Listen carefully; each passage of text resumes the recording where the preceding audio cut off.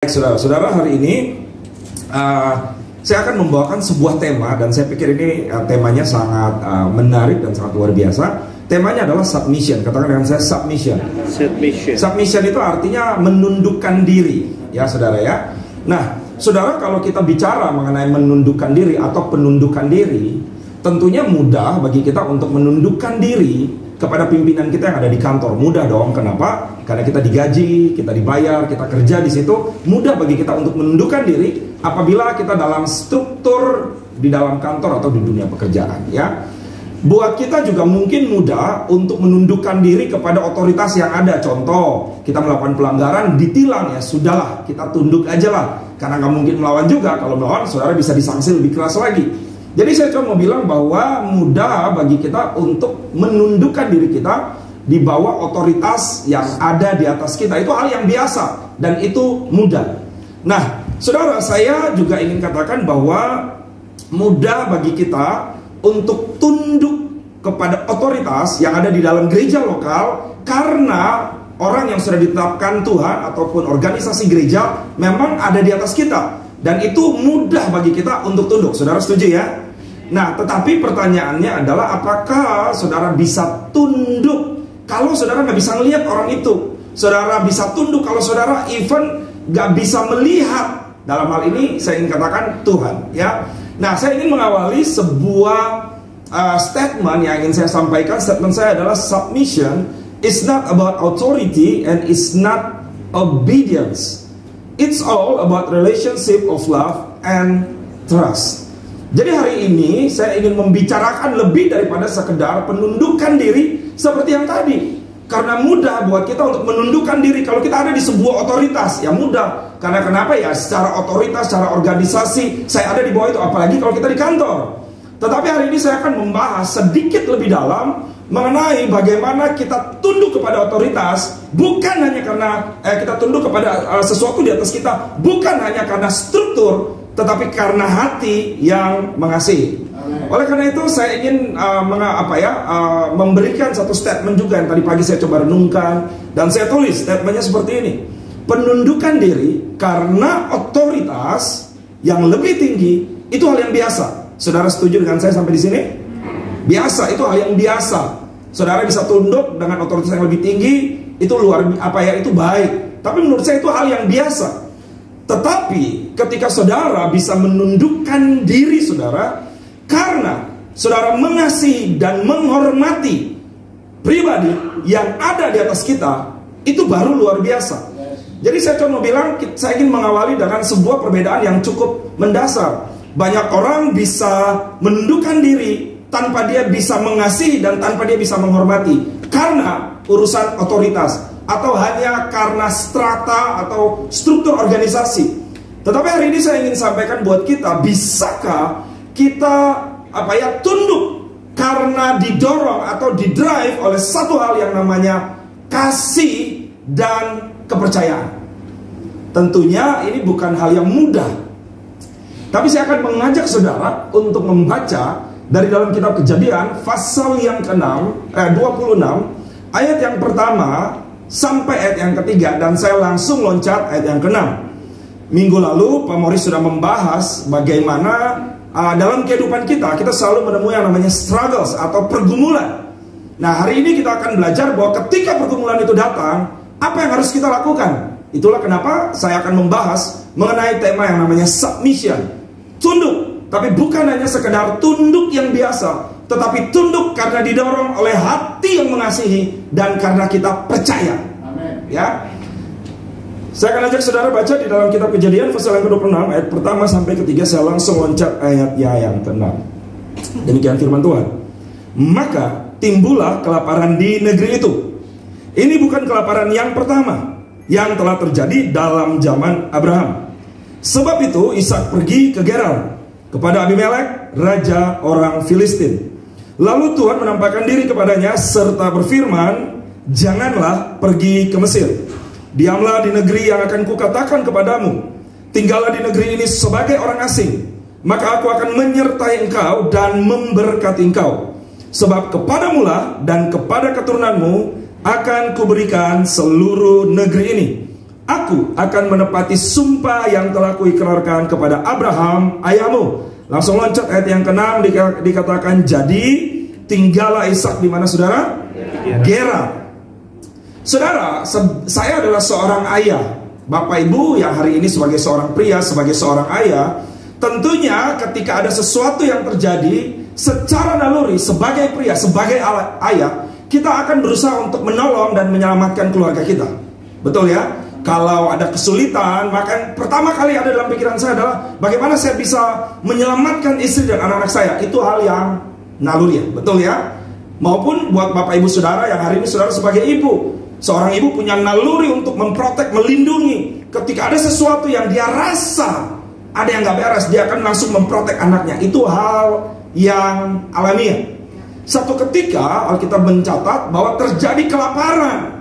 Sebagai seorang ayah, dia langsung berpikir, oh, kalau terjadi kelaparan di sini, maka yang harus saya lakukan adalah saya akan menyelamatkan keluarga saya dengan membawa mereka ke Mesir. Kenapa? Karena Mesir pada zaman itu merupakan suatu negeri yang kaya, merupakan suatu negeri yang cukup terjamin, sebuah negeri yang kuat secara ekonomi. Jadi sebagai seorang pria, sebagai seorang ayah, Abraham kemudian berpikir, oke, saya akan membawa keluarga saya, bukan Abraham, Ishak. Ishak berpikir, oke, saya akan membawa keluarga saya pergi ke Mesir. Itu hal yang sangat alamiah sekali. Tetapi pernahkah saudara bayangkan ketika saudara punya pikiran yang menurut saudara baik, saudara punya rencana yang menurut saudara benar, saudara punya planning yang menurut saudara ini baik untuk keluarga, tiba-tiba ketika saudara mau melakukan itu, Tuhan bilang jangan lakukan itu. Mudah atau sulit untuk kita taat yang berlawanan dengan logika kita? Tidak mudah, saudara. Ketika Tuhan bicara kepada saya untuk meninggalkan tempat pekerjaan saya yang sangat nyaman, yang buat saya sangat baik, yang sudah cukup untuk memenuhi kebutuhan kami, buat saya itu nggak masuk akal. Karena kenapa Tuhan ngapain sih suruh saya pergi? Wong saya di sini udah enak, keluarga saya udah baik-baik aja, kami sudah punya kehidupan yang baik. Kenapa Tuhan mau suruh saya pergi? Sesuatu yang di luar daripada pemikiran saya. Nah, saya mau katakan buat saudara, ketika ada kesulitan besar, manusia cenderung untuk menyelamatkan atau melakukan sesuatu untuk menolong dirinya atau keluarganya. Nah, keputusan untuk mengikuti kehendak Tuhan atau yang saya sebut dengan submission, meskipun berlawanan dengan akal sehat, saya mau kasih tahu, membutuhkan lebih daripada sekedar ketaatan. Saudara membutuhkan yang namanya relationship of love atau hubungan yang dalam, dan yang kedua yang namanya trust. Bagaimana mungkin saudara bisa trust kepada Tuhan ketika saudara mau membawa keluarga saudara, menyelamatkan mereka pergi ke Mesir, tahu-tahu Tuhan bilang jangan pergi ke Mesir, tinggal di sini. Sesuatu yang bertolak belakang dengan pikiran saudara. Saya mau beritahu, ketika saudara diperhadapkan pada hal seperti itu, dibutuhkan lebih daripada sekedar ketaatan. Saudara membutuhkan yang namanya relationship of love atau hubungan yang sangat dalam, dan yang kedua yang namanya trust atau yang namanya apa saudara? Kepercayaan. Saya berharap saudara nangkap sampai di sini. Itulah kenapa saya ingin mengajak saudara untuk belajar bahwa penundukan diri karena dua hal yang tadi. Yang pertama karena apa saudara? Relationship of love. Dan yang kedua karena trust. Itu nggak dapat dibangun dalam semalaman. Ini merupakan perjalanan yang sangat panjang. Dan saya mau beritahu, dengar baik-baik saudara, penundukan diri atau submission perlu dilatih. Katakan dengan saya, submission perlu dilatih. Submission harus terus saya lakukan. Saya mau beritahu buat saudara, kalau untuk hal yang kecil saudara tidak bisa tunduk dan submit, bagaimana mungkin saudara bisa tunduk dan submit kepada perkara yang besar? Akan sulit buat kita. Kalau hanya cuman sekedar disuruh bangun pagi dan doa pagi, kita tidak bisa melakukan itu. Bagaimana mungkin ketika Tuhan bicara, berilah semua yang ada padamu? Saya yakin saudara nggak akan melakukan. Kenapa? Karena hanya untuk bangun pagi atau ketika Tuhan bilang, oke, berkatin orang itu. kita nggak terbiasa melakukan itu, bagaimana mungkin suatu saat Tuhan bilang, oke, hari ini aku perintahkan engkau kasih semua yang ada padamu. Saya yakin bukan hal yang mudah. Beberapa waktu yang lalu, ketika mau celebration of giving, saya dengan istri kami berdoa. Ketika kami berdoa, hal yang terjadi di luar daripada biasanya. Karena waktu itu biasanya ketika kami berdoa, Tuhan taruh angka di saya, Tuhan taruh angka di istri saya, dan kami berdoa dan kami ngomong, oke, Tuhan taruh angka berapa. Tapi kali itu Tuhan gak taruh angka. Tapi Tuhan bilang, semua yang ada padamu kasih. Wah, saya pikir cuman telinga saya aja yang dengar, dan saya mencoba untuk mengeraskan hati saya. Saya berdoa lagi, Tuhan bilang semua yang ada kasih. Saya coba ngobrol dengan istri saya, dan kami dapat sama. Setiap bulan kami hidup dari gaji yang saya terima. Waktu itu istri saya juga punya usaha yang namanya bisnis online. Dan biasanya kami selalu mengelola. Jadi saya dengan istri punya satu kebiasaan, sebelum kami terima gaji, di tanggal 28-29 biasanya istri saya sudah buat perencanaan keuangan sepanjang bulan itu. Dan kemudian kita sepakat, waktu kita sepakat begitu gaji, langsung kita split bagi. Oh, ini buat perpuluhan, oh ini buat orang tua, oh ini buat kita bantu orang, oh ini buat bayar listrik, oh ini buat semua, sampai terakhir ini buat tabungan. Semua udah kita bagi. Hari itu, ketika saya ngobrol dengan istri, Tuhan bilang, semua yang ada, yang kamu terima, kasih. Waduh, saudara. Saya sudah punya anak 2 waktu itu. Ya, saya udah ada 2 anaknya. Apa baru William? Sudah 2 anak kalau nggak salah. Oh, baru William, oke. Wah, waktu itu berat sekali, saudara. Kenapa? Saya pikir ini gimana saya bayar cicil rumah, gimana saya bayar cicil mobil, kalau Tuhan suruh kasih saya semua. Tapi saya uji lagi.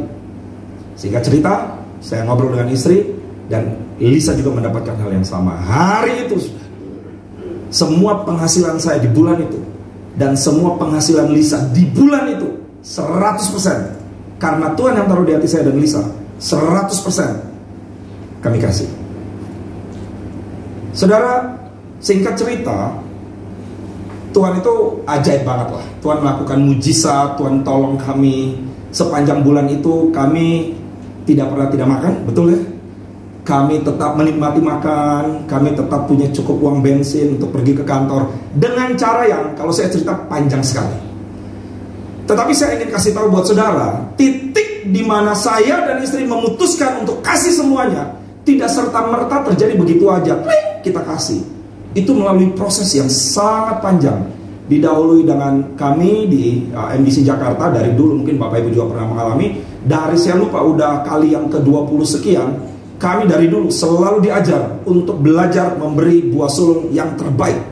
Jadi itu udah dibangun secara bertahun-tahun. Saya sering dilatih, istri saya juga sering dilatih berkali-kali dalam kehidupan kami. Ketika Tuhan ngomong, beri ini, apa yang ada pada kita, kita beri.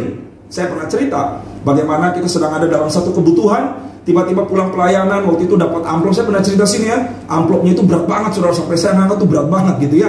Ini intinya isinya banyak lah begitu ya, saudara ya. Wah, hati udah senang, udah happy karena pikir, oh haleluya, tercukupilah kebutuhan kita, karena memang kita sedang berdoa buat itu, saudara. Tapi waktu selesai pelayanan, tiba-tiba Tuhan bilang, kamu lihat ibu yang ada di belakang sana, kasih buat dia. Waduh, singkat cerita, kami belajar untuk membangun submission dari hal-hal yang kecil. Dan hari itu saya kasih dengan udah percaya diri aja dah. Walaupun waktu kasih itu hati, aduh saudara ya. Tapi akhirnya kami juga taat ya dalam banyak hal. Nah, saya mau beritahu buat saudara bahwa submission karena didorong oleh kasih saudara buat Tuhan dan didorong oleh kepercayaan atau trust, itu yang akan kita bahas pada hari ini. Jadi saya berharap ini adalah perjalanan panjang. Saya berdoa supaya di akhir firman Tuhan ini, saudara bukan menjadi orang yang taat karena ya udah gue mau taat aja tanpa punya dasar yang jelas. Tapi hari ini saya akan berdoa ketika saudara selesai mendengarkan firman Tuhan ini, saudara punya basic yang benar. Kenapa kita harus submit kepada Tuhan? Amin. Saudara, Ishak punya ayah namanya Abraham. Apa yang membuat Ishak kemudian bisa memiliki submission? Saya mengajak saudara, poin yang pertama. Karena Ishak melihat Abraham ayahnya. Kan waktu itu kalau saudara baca, Tuhan suruh kepada Ishak, waktu Ishak mau pergi ke Mesir, Tuhan bilang jangan pergi ke Mesir. Nah, Ishak punya pengalaman, ayahnya waktu itu lagi diam di Ur Kasdim enak-enak. Tuhan bilang keluar dari Ur Kasdim. Case-nya agak sedikit berbeda, tetapi perintahnya sama. Lu mau taat atau enggak? Intinya begitu. Sehingga saya mau kasih tahu poin yang pertama yang harus kita lihat, kenapa Ishak pada akhirnya bisa memiliki submission yang didorong oleh kedua hal tadi. Yang pertama, karena Ishak melihat Abraham ayahnya memiliki pengalaman disuruh keluar dari tempat yang nyaman ke negeri yang gak jelas. Waktu Tuhan suruh Ishak jangan pergi ke Mesir, tinggallah di sini. Saya mau beritahu, Gerar itu gak jelas. Karena kenapa? Gerar juga saat itu mengalami kekeringan. Gerar bukan tempat yang makmur, tidak ideal untuk Ishak menyelamatkan keluarganya. Tapi karena Tuhan suruh, dia taat. Kenapa dia taat? Yang pertama, karena Ishak melihat ayahnya tuh pernah disuruh dari tempat yang enak, disuruh keluar. Dan Ishak melihat bagaimana Tuhan menyertai ayahnya Abraham.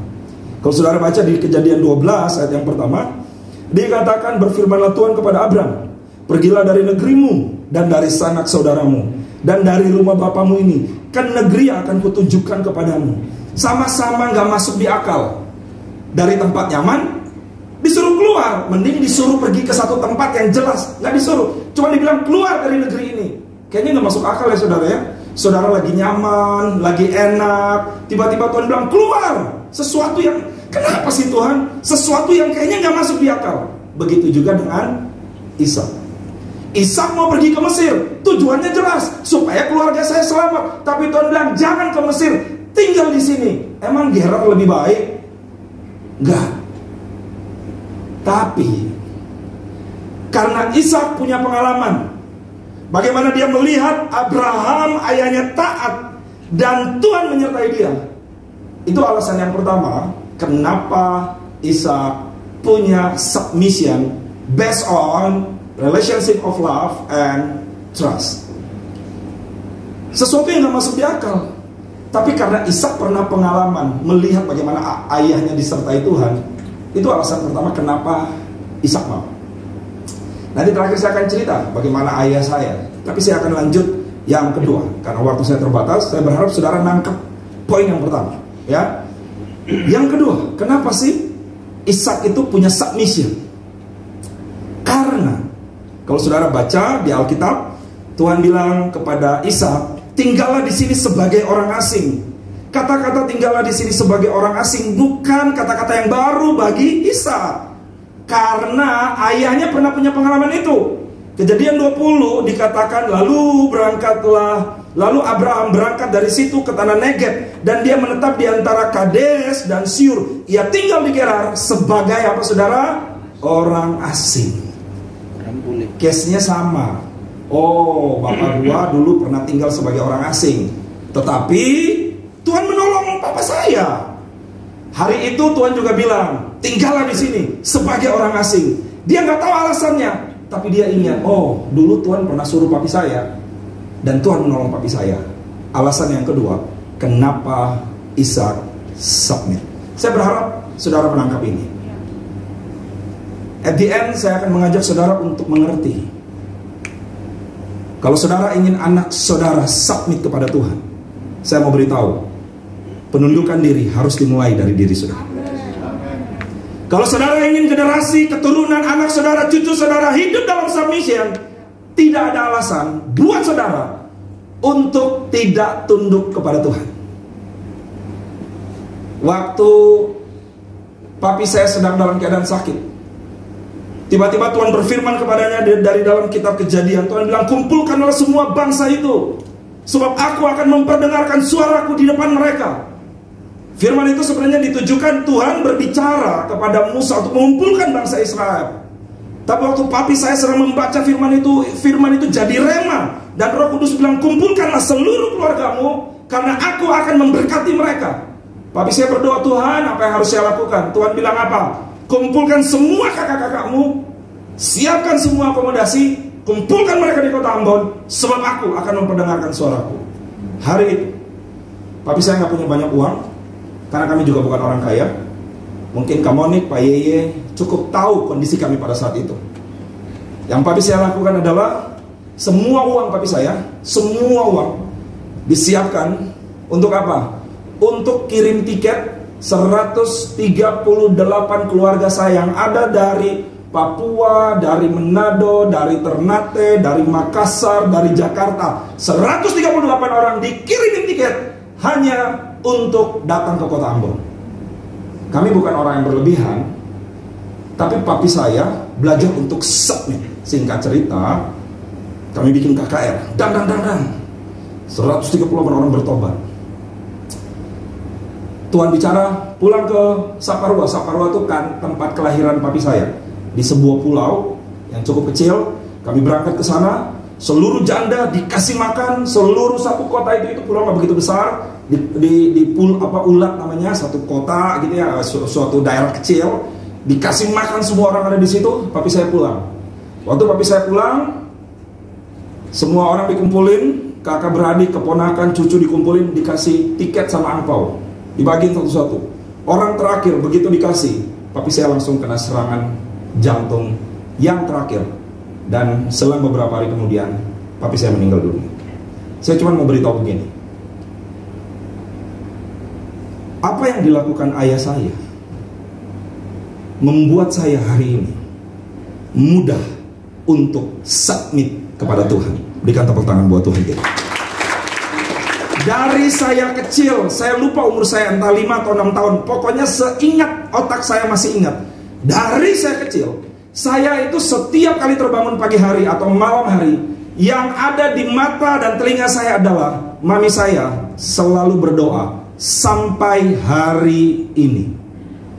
Itu yang membuat hari ini tidak sulit bagi saya untuk bangun jam 5, jam setengah 5, jam 4 untuk berdoa.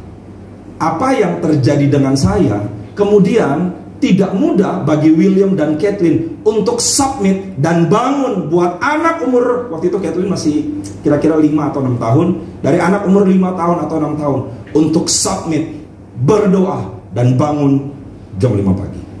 Saya berharap saudara menangkap pesan ini. Karena kenapa? Submission merupakan perjalanan yang panjang. Saudara nggak bisa berdoa dan berharap Tuhan untuk berharap supaya anak saudara akan submit. It's good. Tetapi anak saudara butuh contoh. Anak saudara butuh keteladanan. Dia butuh melihat apakah ayahnya submit atau enggak, apakah ibunya submit atau enggak. Berikan tepuk tangan buat Tuhan kita. Ingat yang saya bilang tadi, submission butuh dilatih. Saudara berharap anak saudara diberkati dengan luar biasa, tetapi kita tidak pernah menunjukkan apa itu penundukan diri kepada Tuhan. Alasan yang ketiga, Ishak pada waktu kejadian ini memang Ishak belum lahir, tetapi feeling saya mungkin Ishak pernah diceritain oleh Abraham ayahnya. Waktu papi saya mengalami banyak hal waktu dia muda, saya belum lahir. Tetapi saya tahu cerita-cerita itu waktu papi saya masih muda. Kenapa? Karena papi saya suka cerita kepada saya. Itulah kenapa saya berasumsi dan saya menganggap poin yang ketiga ini begini. Ishak mungkin pernah mendengar atau pernah diceritain oleh ayahnya yang bercerita bagaimana Tuhan menolong keluarganya waktu Abraham mengalami yang namanya kelaparan yang hebat. Tahukah saudara bahwa Abraham pernah mengalami kelaparan yang hebat, bahkan lebih hebat daripada apa yang dialami oleh Ishak? Dari mana saya tahu? Saya bacain saudara Kejadian 12 ayat yang ke-10. Dikatakan ketika kelaparan timbul di negeri itu, pergilah Abraham ke Mesir untuk tinggal di situ sebagai orang asing, sebab hebat kelaparan di negeri itu. Saudara, saya beritahu, kalau Tuhan udah pakai kata hebat atau sungguh atau begitu, itu artinya apa? Itu betul-betul luar biasa. Nah, saya beritahu, Ishak waktu mengalami masa yang sulit, dia lihat, oh iya, papa saya, keluarga saya pernah mengalami masa itu, dan Tuhan suruh tinggal di situ. Sehingga Tidak sulit bagi seorang Ishak untuk submit hanya karena kenapa? Dia pernah melihat, dia tahu ceritanya, dia pernah mengalami, dia adalah produk dari hasil itu. Saudara, Ishak memiliki pengalaman dalam keluarganya bagaimana Tuhan selalu menolong mereka melewati krisis demi krisis. Saya punya satu kebiasaan, apapun yang kami lakukan, kegagalan dan keberhasilan saya, keberhasilan dan kegagalan istri saya, keberhasilan dan kegagalan kami sebagai ayah, kami selalu cerita ke anak-anak. Waktu kami selalu mengambil keputusan membeli sebuah properti di Bali, mungkin banyak orang berpikir ya udah itu urusan orang tua aja, tapi saya cerita itu ke anak. Saya bilang, William, Kathleen, Daddy minta maaf. Hari ini papi buat keputusan yang sangat salah, dan akibat kesalahan itu papi harus menanggung resikonya. Dia mungkin belum ngerti, tapi saya cerita itu semua. Saudara, saya selalu bilang buat anak-anak saya, ketika kita sedang mengalami pergumulan, anak-anak saya tahu, bahkan mereka berdoa bersama-sama dengan saya. Ketika kami sedang pergumulan dalam segala hal, saya selalu mengajak anak saya William dan Kathleen, dan juga udah pasti istri saya, untuk berdoa. Dan setiap kali Tuhan menjawab, kami selalu cerita ke mereka. Sehingga kenapa? Mereka punya pengalaman untuk mengetahui bahwa Tuhan itu nggak hanya sekedar didoakan oleh papi dan mami saya, tapi Tuhan itu nyata. Kemarin saya cerita, bertahun-tahun yang lalu, anak saya pernah bilang, papi aku pengen dong pergi ke situ hanya karena nonton sebuah film Home Alone. Sejak saat itu saya selalu bilang ke William dan Kathleen, William, Kathleen, apapun yang kalian mau berdoa, minta sama Tuhan, Tuhan sanggup dan Tuhan mampu untuk menjawabnya. Semenjak saat itu mereka selalu berdoa. Setiap tahun ketika film Home Alone keluar, mereka selalu tunjuk dan mereka bilang, Daddy, aku mau pergi ke sana. Pray, berdoa. Saya juga nggak tahu berdoanya sampai berapa lama. Sampai singkat cerita kemarin Tuhan bawa kami pergi ke sana. Intinya begitu ya, saya udah cerita tapi saya akan ulangin lagi. Waktu sampai di New York, kota New York, kami nggak pernah minta, karena saya juga nggak pernah mikir, wah dijemput aja udah syukur, diajak jalan pergi aja udah haleluya. Orang Bekasi diajak ke New York, saudara, happy-nya kayak apa? Ya kayak saya lah saudara ya. Jadi waktu itu happy banget lah. Jadi udah nggak keinget lagi mau dibawa kemana. Wah waktu itu kalau Bung Stanley bilang, oke, kita duduk aja di taman, saya juga pasti mau. Karena taman di sana beda sama taman di sini saudara ya. Taman di sana itu ada saljunya saudara. Pokoknya waktu itu saya nggak punya pikiran macam-macam lah. Tapi ajaibnya, Bung Stanley kemudian bilang begini, hey William, have you seen Home Alone Part 2? William, yeah, I like that. Dan dia bilang, I will bring you to the park when Kevin meet the wanita tua, kata dia. Wah, mereka semangat. Sebelum jalan sampai sana dia bilang, kamu tahu nggak hotel yang keluarga Kevin tinggal? Oh iya itu hotel namanya apa gitu. Oh, nama hotel itu adalah Plaza apa? The Plaza kalau nggak salah. Iya, langsung dibawa ke sana, berhenti di depan hotel, dan Bung Stanley bilang, lihat, itu sejak saya masih kecil sampai hari ini saudara, hotelnya nggak berubah, masih sama, plek. Saya masih belum ingat. Habis itu diajak jalan lagi, diajak ke taman. Itu tuh kamu tak ingat kan waktu taman? Kami belum berpikir apa-apa. Itu taman, itu waktu di bawah dan di sini. Wah, anak-anak happy aja. Sampai waktu udah putar-putar segala macam di kota New York, sampai Bung Stanley berhenti dan Bung Stanley bilang, ini jalan lagi ditutup. Aku nggak bisa ninggalin mobil, aku harus ada di sini. Kalian pergi aja jalan. Di situ ada sebuah pohon Natal yang gede. Itu selalu pasti ada pohon Natal di situ. Ya, disuruh pergi ya kita pergi aja. Waktu pergi, kita lihat sebuah pohon Natal yang indah. Tiba-tiba saya ingat, bertahun-tahun yang lalu, istri saya waktu lagi nonton pernah bilang begini, Daddy, kita berdoa yuk suatu saat, aku mau tuh foto di pohon Natal itu. Kalau saudara nonton film Home Alone, itu ada satu cerita bagaimana Kevin ketemu dengan maminya di bawah sebuah pohon Natal. Dan pada waktu itu yang terjadi adalah salju itu turun. Dan hari itu Tuhan bawa kami tepat di momen itu. Saudara tahu nggak? Pohonnya dari zaman 25 tahun yang lalu sampai hari ini kagak berubah. Mungkin setelah kita lihat pohon itu berubah, saya nggak tahu. Mungkin Tuhan cuma mau bilang, udah lihat kan sama kan nggak berubah, ya udah gua tebang deh pohonnya. Saya juga nggak tahu. Tapi yang pasti adalah ketika Tuhan bawa kami ke titik itu, situasi, kondisi, cuaca, semuanya persis sama seperti yang pernah didoakan. Berikan tepuk tangan dulu buat Tuhan. Sehingga saya bilang buat anak-anak saya, kalau kamu apa-apa berdoa. Hari ini saya mau kasih tahu, Ishak punya kemampuan dan dia lebih bisa untuk submit karena dia pernah melihat contoh bagaimana Tuhan menyelamatkan keluarganya melewati kelaparan yang hebat. Saya punya satu prinsip dan saya selalu bilang, kalau dulu Tuhan tolong saya, hari ini pun Tuhan pasti akan tolong saya. Kasih tepuk tangan dulu dong buat Tuhan kita. Wow. Alasan yang keempat,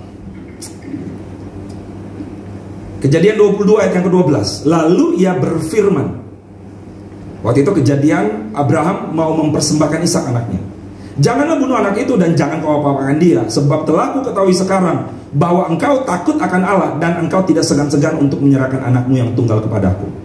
Waktu saya coba merenungkan ini tadi pagi, saya melihat bahwa Ishak melihat bahwa submission kepada Tuhan akan membawa mujizat dan berkat yang besar. Dan dia mengalami itu ketika dia melihat ayahnya submit. Ketika waktu itu, kalau saudara baca ceritanya Ishak yang mau dipersembahkan, Ishak tanya, "Papa, kayu bakar udah ada, ini udah ada, korbannya mana?" Dan waktu itu Abraham bilang, "Tuhan akan menyediakan anakku." Sampai ke atas gunung, saudara tahu apa yang terjadi? Abraham bilang Ishak, "Ishak tidur ya." Diikatlah tangan anaknya, ditaruhlah di atas korban. Menurut saudara, buat Ishak yang udah berumur di atas 15 tahun, apakah dia nggak mikir bahwa dia yang pasti akan dikorbankan? Dia pasti tahu. Kenapa Ishak nggak berontak? Kenapa Alkitab nggak mencatat dan Alkitab bilang, Ishak bilang, "Dah, aku nggak mau." Kenapa? Karena Ishak belajar dari ayahnya apa itu ketaatan dan penundukan diri. Dan pada saat di atas altar, Ishak diam aja. Hari itu, waktu saya coba merenungkan, Ishak melihat bahwa ketika seseorang submit, menundukkan diri kepada Tuhan, mujizat dan berkat yang besar pasti akan. Saudara mau ngajarin anak saudara apa artinya penundukan diri? Sudahkah saudara menundukkan diri saudara di bawah Tuhan? Sudahkah saudara submit sama Tuhan? Sudahkah saudara submit bukan karena terpaksa, bukan karena disuruh pemimpinmu di gereja ini, tapi saudara submit karena kasih dan karena saudara trust kepada Tuhan? Itulah kenapa saya bilang,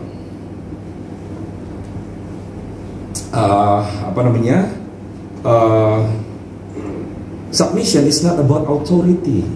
It's all about relationship of love and trust. Kalau saudara ngerti rahasia ini, saudara nggak akan sulit untuk submit buat Tuhan. Saudara nggak akan sulit ketika Tuhan bilang kasih, ketika Tuhan bilang beri, ketika Tuhan bilang layani aku, ketika Tuhan bilang ini, ketika Tuhan bilang itu.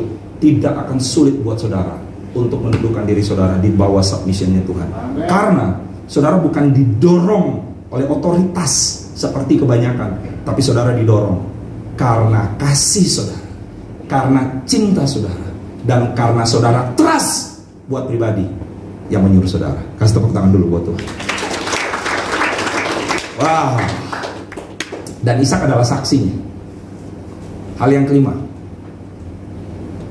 Ishak memiliki pengalaman bagaimana Ishak dengan mata kepalanya sendiri melihat Tuhan sebagai Jehovah Jireh dalam kehidupannya yang begitu nyata. Kejadian 22 ayat 13-14, lalu Abraham menoleh dan melihat seekor domba jantan di belakangnya yang tunduk tersangkut dalam belukar. Abraham mengambil domba itu lalu mengorbankannya sebagai korban pengganti anaknya.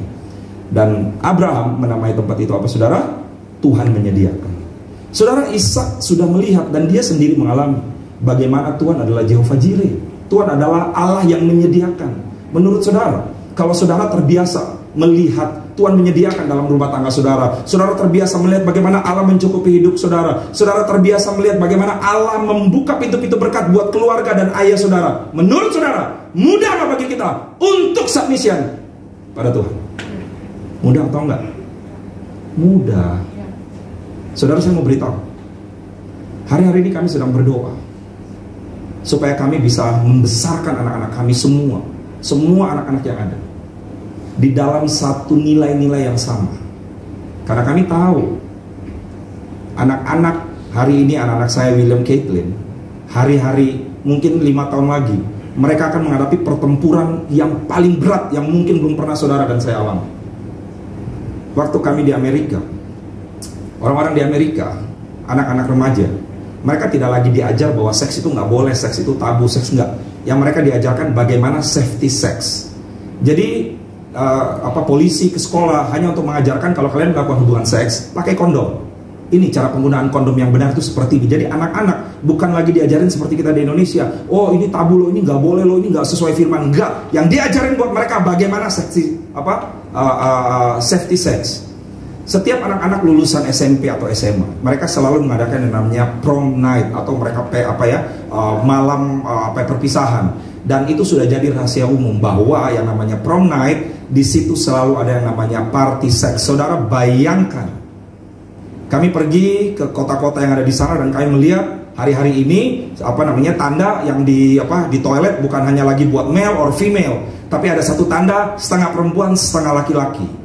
Kami lihat bagaimana di sana pria dengan pria bisa ciuman di depan publik, di depan umum. Kami pergi ke sana dan kami bisa melihat bagaimana orang telanjang dan hanya menggunakan celana dalam. Tapi saya harus bilang ini buat saudara. Bagaimana mungkin anak-anak kita bisa sanggup bertahan kalau kita tidak mengajarkan mereka untuk memiliki nilai kebenaran yang kuat? Apakah saudara bisa tetap jaga mereka di dalam rumah? Gak akan bisa. Hari-hari ini tahukah saudara bahwa film-film, sebut saja Marvel, sebut saja DC, sebut saja semua itu sudah mengandung unsur-unsur LGBTQ. Saudara nonton dan saudara akan melihat bagaimana di situ seorang perempuan dipanggil daddy sama anaknya. Saudara melihat di situ bagaimana papanya bukan laki-laki dan perempuan, tapi laki-laki dengan laki-laki. Semua disusupi. Dan saya memberitahu buat saudara, kalau hari ini kita masih terlena, kita masih hidup dalam dosa, kita masih gak memikirkan tentang apa yang Tuhan mau, dan saudara masih sibuk melakukan apa yang saudara pikir baik, saya kasih tahu satu kebenaran. Anak-anak saudara tidak akan sanggup menghadapi apa yang ada di depan mereka. Tidak akan sanggup. Percayalah. Saya punya ponakan, setelah berapa belas tahun, 20 tahun kami baru ketemu. Ponakan saya satu cewek umur 17 tahun, yang cowok 19 tahun. Mereka dianggap kampungan, mereka dianggap kolot, mereka dianggap orang aneh hanya karena di umur 17 tahun ponakan saya yang perempuan masih virgin dan dia belum pernah pacaran. Hanya karena ponakan saya yang umur 19 tahun yang laki-laki masih menjaga kepercayaan, dianggap kampungan, wah lu norak, lu kampungan, lu begini. Saya mau beritahu, kalau anak-anak saudara tidak diperlengkapi dengan firman Tuhan, ketika semua lingkungan dia melakukan dosa, perzinahan, seks, melakukan hal yang tabu, bagaimana mungkin anak saudara tetap bisa bertahan seorang diri? Saudara, saya beritahu, dengar baik-baik. Kalau kita nggak pernah ngajarin anak kita, saudara mau apa yang mau saudara harapkan? Nah, itulah kenapa saya suka dengan step, dan saya suka bilang begini. Saudara tahu nggak sih, kalau orang lagi jatuh cinta, mudah bagi dia untuk melakukan apa aja. Kata orang kalau lagi jatuh cinta, 7 gunung pun akan kudaki. Wih. Samudra akan kulewati. Wah. Tapi begitu sudah menikah, nyebrang jalan aja, kau takut temani gitu kan. Tapi saya cuma bilang begini, saudara, ada satu hal yang benar, bahwa cinta itu ketika orang lagi jatuh cinta, dia mudah melakukan segala sesuatu. Benar gak sih? Waktu saya lagi PDKT sama calon istri saya waktu itu, saya jemput dia di Bogor, saudara. Naik motor, pantang menyerah, hujan panas, jemput, saudara. Waduh, tapi kalau hari ini ya tetap jemput juga, cuma nggak pakai motor, saudara. Ya intinya adalah saya cuma mau kasih tahu begini, cinta itu membuat segala sesuatu menjadi lebih mudah. Kalau saudara cinta buat Tuhan, saudara mengasihi dia, saudara akan lebih mudah untuk action atau bertindak.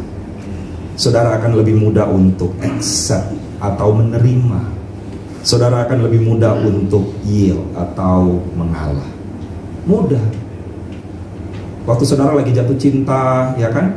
Kata istri saudara, tuh kan kamu yang salah. Oh, karena lagi jatuh cinta. Iya, aku yang salah. Wah, asik ya saudara. Karena kenapa lagi jatuh cinta aja tuh begitu, saudara. Orang kalau lagi jatuh cinta, ya kan? Wah, bisa menerima apapun. Oke? Nah, hari ini saya mau kasih tahu. Kalau saudara ngerti prinsip ini, saudara akan mudah untuk submission. Saya akan tutup dengan bagian terakhir secara singkat. Oleh karena itu, apa yang dilakukan oleh Ishak? Saya bacakan Kejadian 26 ayat yang ke-12. Maka menaburlah Ishak di tanah itu, dan dalam tahun itu juga ia mendapat hasil 100 kali lipat, sebab ia diberkati Tuhan. Saudara, ketika saudara punya pengertian yang benar tentang submission, dan saudara taat, hari itu yang dilakukan oleh Ishak adalah apa? Alkitab berkata yang pertama, maka menaburlah Ishak. Apa yang dilakukan Ishak adalah dia melakukan tindakan yang tepat. Kalau saudara taat dengan sikap hati yang benar, saudara akan melakukan tindakan yang tepat seperti yang Tuhan mau. Amin. Saudara akan melakukan dengan mudah. Dan waktu itu Alkitab berkata, Ishak menabur sekalipun di atas tanah yang kering, dia nabur. Yang pertama, orang kalau submit, orang kalau taat, yang pertama, dia akan melakukan tindakan yang benar. Yang kedua, maka menaburlah Ishak di tanah itu. Yang kedua, Ishak bukan hanya melakukan tindakan yang tepat, tetapi yang kedua yang dia lakukan adalah dia melakukan di tempat yang tepat. Saudara, saya nggak akan menjelaskan mengenai bagaimana cara tahu tempat yang tepat atau tempat yang nggak tepat. Tapi saya percaya kalau saudara dekat dengan Tuhan, saudara punya hubungan yang dekat dengan Tuhan, saudara akan tahu. Dan bukan hanya sekedar tindakan yang tepat, tempat yang tepat, tetapi Alkitab berkata dan dalam tahun itu juga, nggak butuh 2 tahun lagi, nggak butuh 5 tahun lagi. Alkitab berkata ia mendapat hasil 100 kali lipat. Apa yang dilakukan? Ishak melakukan di waktu yang tepat. Dan ayat paling terakhir berkata, sebab ia apa saudara? Diberkati Tuhan. Saya mau beritahu buat saudara, saudara dan saya, kita punya Tuhan yang hebat. Kita punya Tuhan yang luar biasa. Kita punya Tuhan yang powerful sekali.